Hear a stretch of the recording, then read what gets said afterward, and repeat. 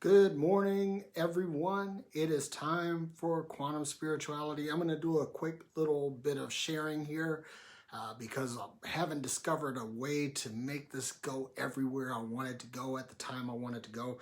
So bear with me for just a second. And unfortunately, I still haven't figured out this whole music thing. If somebody knows how to play music during a live stream that doesn't get flagged as a copyright infringement, even though you say, I don't own the rights to this music. If you know that, please let me know. In the meantime, give me a minute and I'm going to share this and then I'm going to start up the whole Instagram feed and we are going to rock and roll.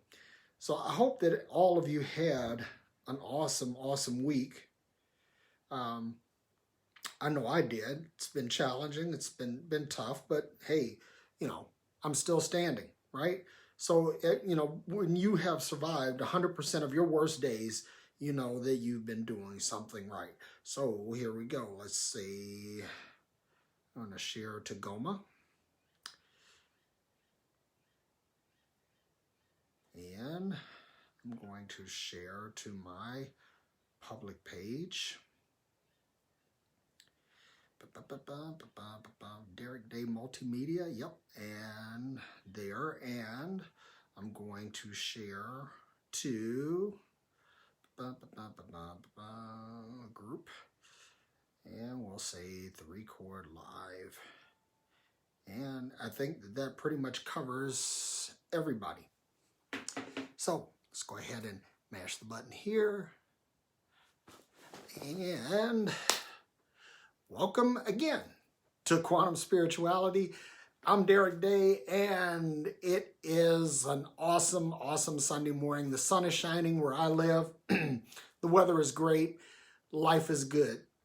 And as I mentioned just a moment ago, that if you survived, if you're here right now, you're hearing this, you've survived 100% of your worst days, which means that you're a survivor. You are capable of overcoming. You are an overcomer, right? So that's really great news to start things off with. So I want to give some shout outs, first of all, to the Global Online Ministry Alliance, of which I'm a part, and it starts off on Sunday mornings with my friend and brother Lynn Bennett Jr.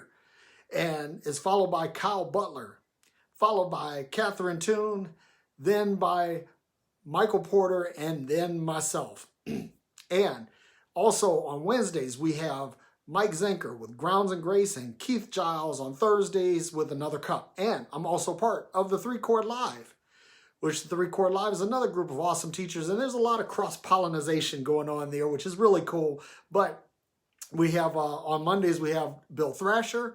On Tuesdays, we have Michelle Brown and Tammy Wilson. On Wednesdays, we have Dr. Catherine Toon again.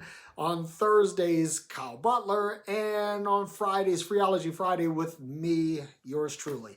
And also, Mike Zenker fades in and out on 3Chord as well. But I want to give a couple of other shout outs to some people that they have other things going on. For example, Lynn Bennett Jr. and Kyle Butler do the Grace Line Monday nights, 8 p.m. Eastern Standard Time on Facebook Live. And this is absolutely a fabulous, awesome, mind-blowing, mind-expanding show.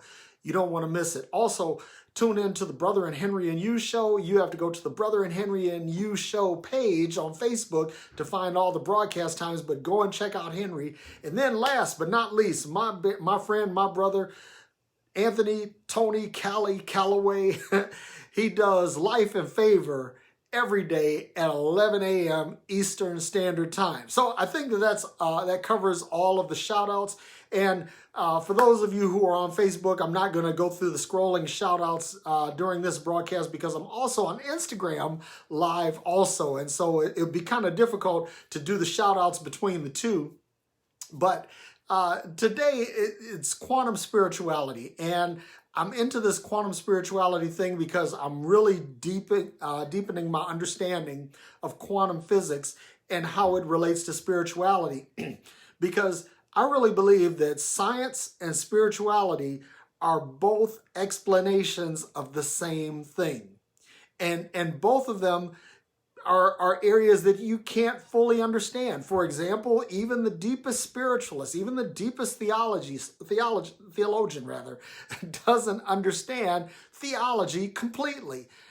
Likewise, the most seasoned quantum physicist doesn't understand quantum physics precisely. Everybody has a window or a slice or a component that they don't quite understand. And that's really cool. However, I do believe that most things are set at a level of understanding that most people can comprehend. And that's what my desire is here, is to help people understand both spirituality and the scientific component at their level of understanding. And I hope that all of this fades together and plays together very nicely. I asked you that you forgive me. I'm late today because I was trying to get a little clever here. As you can see, I've got my green screen again, and I shot some video which actually turned out really nicely. The catch is trying to get the green screen thing to work while you're live. Now, if you can do that, you are a video production badass.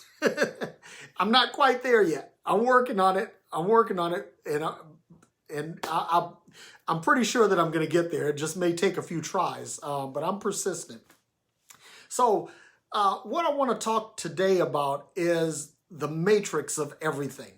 The matrix of everything. And when I'm talking about the matrix of everything, I'm not talking about like the Matrix movies, although you can kind of loosely correlate the two. You can correlate this matrix with that matrix with the matrix that I'm speaking of today. But one of the things that I want to talk about is what unifies everything. I mean, it's like in between planets, there's space. And the conventional thinking is that in between these two bodies in space is simply space, that it's a vacuum, and that there's nothing there. But if you study nothingness, and actually that is a field of study, and if you study the study of nothingness, you'll realize that there is really no such thing as nothingness. That no matter where you think nothing is, there's something there. For example, you could take an alarm clock, a mechanical alarm clock with the bells on the top, and you can place that clock into a glass case and totally vacuum out all of the air, all of the matter, everything out of this glass. And if the alarm goes off, you will see the bells clanging even though you don't hear them. Now, what does that mean? It means that there is something there that conducts the wave of light that goes through it. Because if there were nothing there, you wouldn't even be able to see the clock going off. And this is really important. Y'all stay with me for a minute. I know that this may seem a little weird at first, but I'm going somewhere. Because the quantum field theory is what I want to kind of focus in on today. The quantum field theory says that there is something between everything, or there is something that connects everything. And so when you have this space, and in between this space, you have waves of energy. And waves are just basically like fluctuations in energy.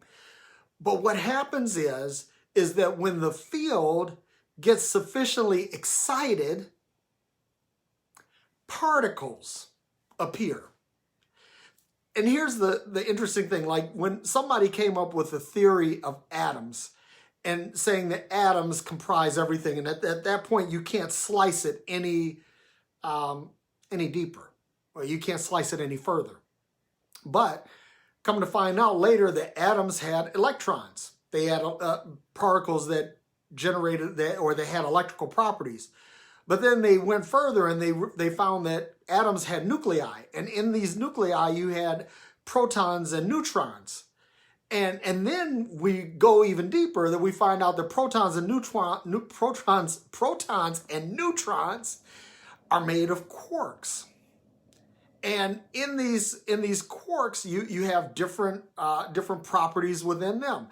So the more sophisticated we get in the observation of the quantum, the deeper I believe we're going to be able to understand. Now, here's the thing, that this field just simply exists. The field just simply exists. But again, like I said, when the field gets sufficiently excited, a particle appears. And it could be several quarks. It could be a proton, neutron. It could be some particle. But then these particles begin to fuse into different atomic structures, and then these atomic structures begin to form into molecular structures, and then they begin to form into substance that we can perceive. Now, all of this is important because the reality is that before anything else existed, you existed. You were in the field from the time that the field began. So when did the field begin? When God began, when Source began, when the universe began. When the beginning began, there was the field.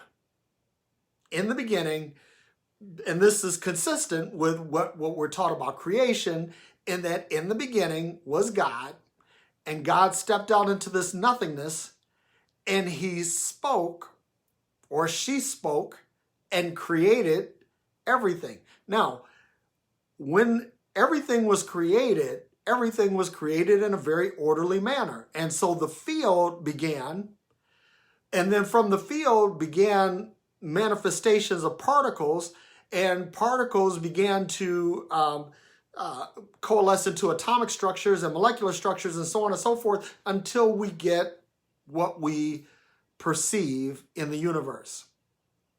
So, and going back to what I said, because I'm going to go back to this a lot, that when the field got excited, that particles appeared.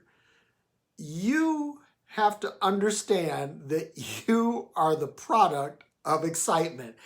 And let me tell you this, because you're not only a product of excitement in the physical, but you are also a product of excitement in the spiritual. And you are also the product of excitement in the quantum.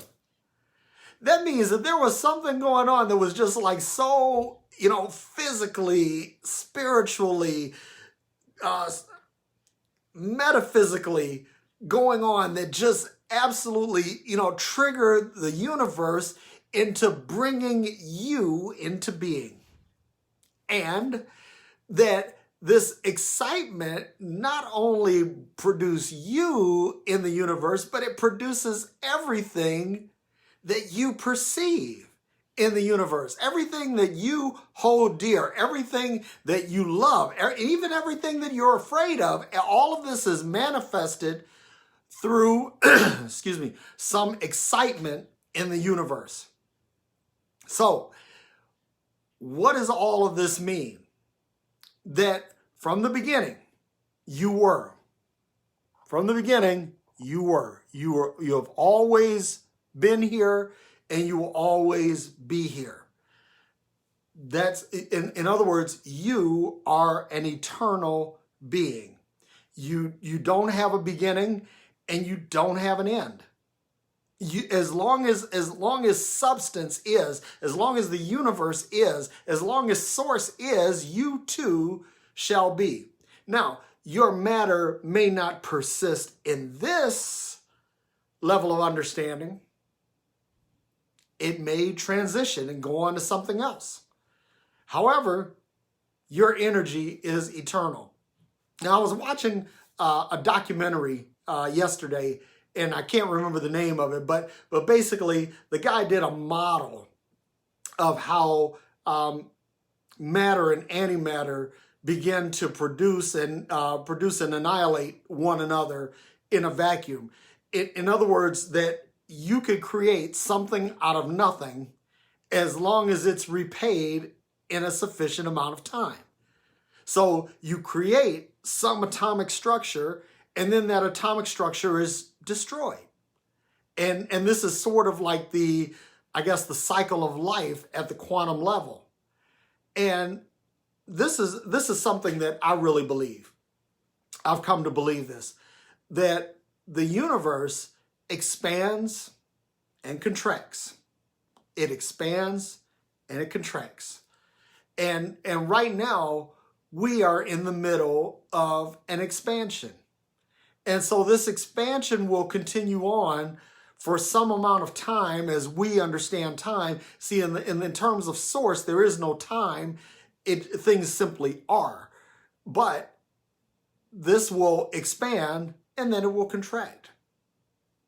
And it'll complete the cycle throughout eternity. And because the energy is the same energy, it's never going away. It's created in some manifestation and it is destroyed in a likewise manifestation, but it will continue to appear and disappear. And this is how life works, right? We come into the world. We're manifested into the world because something got excited in the field of the universe, and we came to be. And at a certain point, that manifestation in the quantum field will turn off. It turns on, it turns off, okay? And eventually, when that turns off, then that's when our mortal coil, our body, if you will, dies off, okay? And when that happens, the body dies, but the memory of the body remains. The spirit may not be there in the same manifestation, but the memory of the spirit remains. And that goes back to the theory of quantum entanglement, that once two particles are quantumly entangled, that no matter the distance, no matter the time, no matter the dimension, that whatever impacts one will likewise impact the other. And that's why when our loved ones pass on, we still feel them in our hearts. We still see them in our mind. We still remember them. We recall the sound of their voice or the smell of their perfume or whatever it is. There's something that we remember, we recall. And no matter what the distance is, because again, our energy transcends and it goes somewhere else. Now, you could say, heaven, paradise, another life, whatever it is. But that energy remains connected to us. We are quantumly entangled. And this is the part that I really want everybody to understand, is that this entanglement is not just simply with our loved ones. That this entanglement happens with all humanity. In other words, we are all quantumly entangled. That as I go, so go you. As you go, so go I. And this is why it's so important that we understand how to treat one another. And this is another reason why I'm on this train of thought, this mindset, this path that we are all divine. Because if I'm divine and I have an object to my divinity, in other words, for example, if I see myself as divine, I'll see you as divine. And the same respect, honor, and love that I give you, or I give myself, that I'll give to you. And that's worship. So that means that I give you worship. I honor the God in you. I honor the light in you. And once we get that, then we treat each other better. And what happens is is that just as we are created in the field, in the quantum field, I believe that we have the ability to smooth out the quantum field, or we have the ability to disrupt it. And when we disrupt the field, we cause the untimely demise of other objects in the field. That's, again, quantum entanglement says that if I understand how I impact you and you understand how you impact me, then we keep the fluidity of the field smooth, harmonious. Do you see that?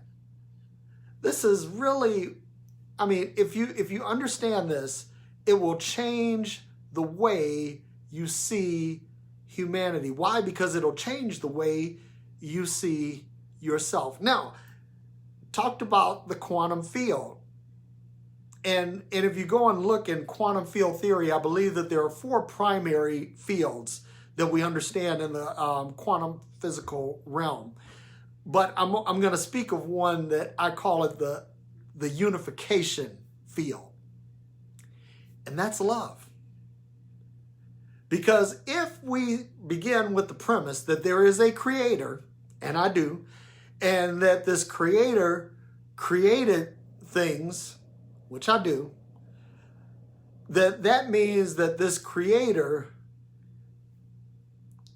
the overarching principle, the guiding light of this being has to be love. Because when love prevails, everything works better. You can talk to plants and they will do better when you speak of them lovingly. You can take jars of rice and water and speak well to one and speak poorly to another, and the one you speak poorly to will rot, whereas the one that you speak well to will thrive.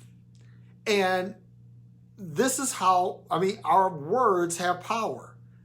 And again, I've talked about this before, if you've been following along with me for a minute, that when you are feeling loved and you feel full of love, that is when you are at your absolute most creative.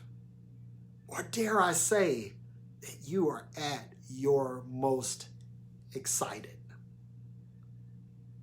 So if you're excited, let's say your excitement breeds your creativity, then that means the excitation of the universe created the things in the field. And through your excitation, that you will either harmonize or disrupt the field. I mean, that's, wow. I mean, that's just absolutely mind-blowing. And it changes the way we look at things. I mean, listen, you could sit up and try to rationalize this in a very religious way and come up with all of these different rules. There are no rules, y'all.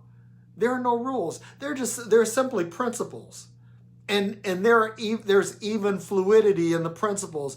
I've learned that in order to have an open mind and a progressive, growing, thriving life, that I need to make room for the things that I don't understand, so that in the event some superior knowledge comes into my life, that superior knowledge has the room to displace that which I knew before. Because if what I knew before proves inferior to what I am observing now, then I must give room to the new information to displace the old. See, this is how religion gets you, right? Because religion says that things are hard and fast and rigid and concrete, that there is no abstraction, that it is what it is. And you know something, I've said that it is what it is, and y'all forgive me, because it isn't what it is. It is what you create it to be. The manifestation of the field is whatever you put into it. Because see, in the beginning, the field was created. And things were put into the field. Energy was put into the field. But the energy was put into the field with the express purpose of reproducing, replicating energy to replicate and reproduce things.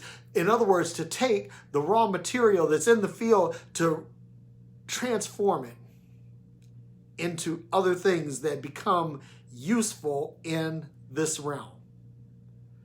Man, I'll tell you something. I don't know about y'all, but I get really excited about this because what this tells me is that everything that I've heard in the past is basically garbage. Let me tell you this. I'm going to say this and I'm going to get ready to wrap it up. You know, a lot of emphasis in religion, particularly in the Christian religion, is placed on the cross. And it's everybody's trying to get people to the cross and get them to be changed by the cross and all this, that, and the other. But I'm going to tell you something. I'm going to give you some really challenging thinking material. That the cross was just simply a manifestation in the field. It's a thing, just like any other thing. And that thing had a purpose. And then when this purpose was fulfilled, that thing went away. And so there's no need to take people to the cross because the cross has already done what it's going to do. What we're supposed to do is take people to higher planes of consciousness. In other words, a resurrected mind. And by resurrected, I'm not talking about like, you know, that you're raised from the dead or anything like that. I don't get into all of that stuff anymore. But what I'm saying is that you're getting to a plane of consciousness that begins to observe its place in the field and its ability to produce in the field. And see, the people that get this, the people that understand this, and they may not even understand it like I'm explaining it, they may understand it in a better way, a more practical or a more applicable way, but they understand some things. They understand that they are here to do some things. They are here to accomplish some things. And when they understand that, they get excited about what it is that they possess. And this excitement about this, what their ability or range of abilities are, they begin to create and they begin to see the fruit of their thinking manifested in the field. And here's the thing, the field is always there. Love is omnipresent. Love is ubiquitous. Love is in each and every one of us.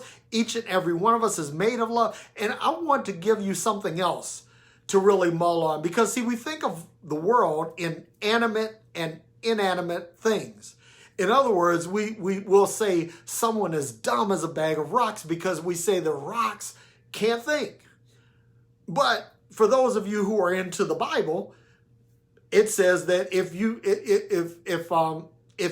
know that the very stones could cry out, and that all creation groans for the earnest expectation of the sons of man to appear, and daughters, by the way. So inanimate objects, I believe, have their own form of life. I don't believe that anything is inanimate because the field is animate. The field is alive.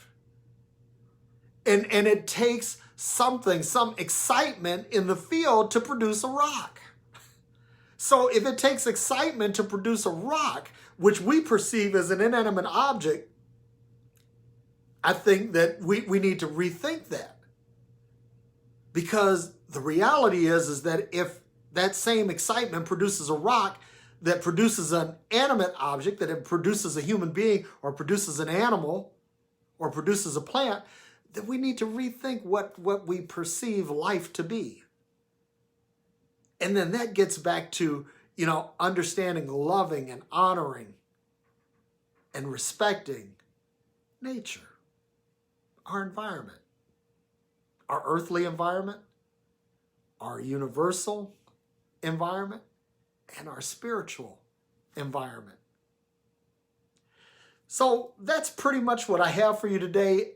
And again, don't take my word for any of this. Go back and study it for yourself. I honestly believe, and I said this before, that anything that cannot withstand a simple Google search really isn't worth believing. It isn't worth listening to. But if you go and Google it, and then you do a little bit of study and a little bit of research on your own, and you find out, hey, there's something to that. Well, in that case, then I've helped you on the path to just thinking. Because I'm not trying to tell you to think like I do or trying to get you to agree with what I say.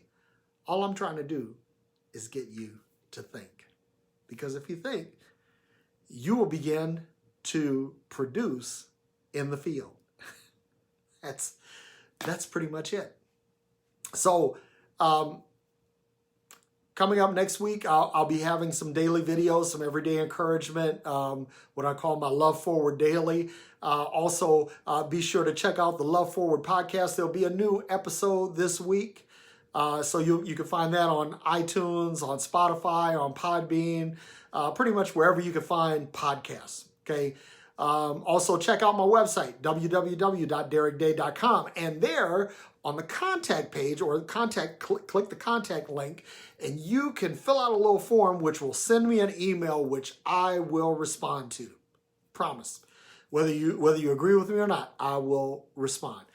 And you can connect with me on Instagram at Derek E. Day. That's DerrickEday. And my Twitter handle is the same, Derek E. Day.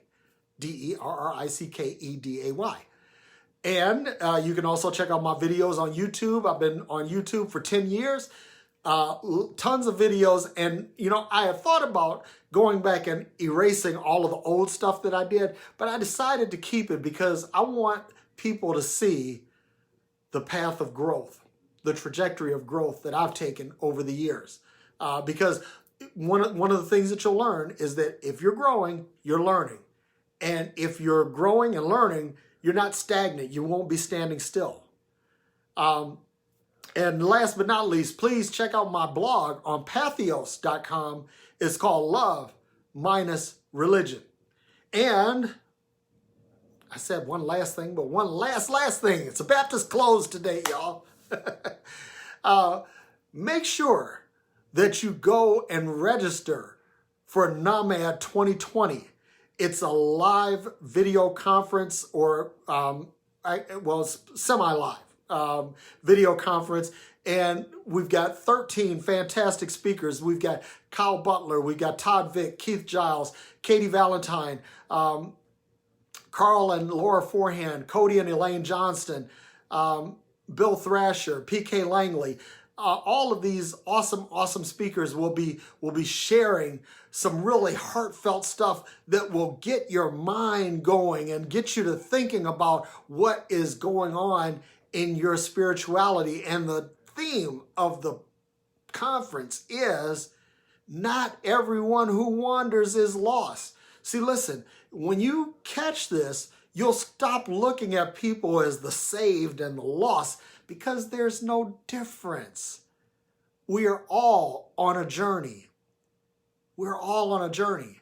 And just because you're wandering, first of all, you're never lost in the sight of love. Love always knows where you are because love is the field. It's ubiquitous and it contains everything. So you're never lost in the sight of love. But if you're lost in your own mind, remember that you always are leaving breadcrumbs of what you've thought, of what you've done, that will lead you back to places where you think that maybe I could go back to and springboard into my future from.